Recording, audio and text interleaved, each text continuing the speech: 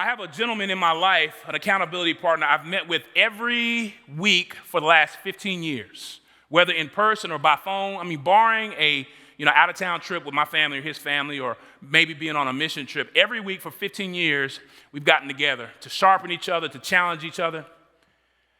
And right before we started meeting, he had just come through his second bout of cancer. Matter of fact, I remember him telling me on his 40th birthday, he was in a doctor's office being treated for cancer. And I asked him, I said, man, when I was studying these verses, you came to mind. Specifically, verses 3 and 4, you came to mind. I said, what was your hope when you were dealing with that cancer? He said, well, I had this thought, Lord, why me?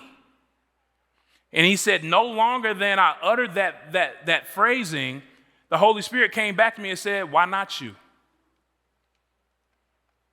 So he said, okay, I purposed at that point, I can't be teaching Bible study. I can't be sharing my faith. I can't be investing in other people and not let it really hit me where it needs to. See, it's one thing to know the scriptures. It's completely different to live them. And he was like, it's time for the rubber to meet the road. So my life's going to be an open book, God. Use this. He learned to rejoice in affliction, not because he enjoyed the affliction, but because there was something God wanted to teach him in it. And ladies and gentlemen, hear me very clearly. When it comes to affliction, God wastes nothing. If he has permitted it, there is some purpose he is wanting to work. Paul tells these Christ followers in Rome, and he tells us the same thing.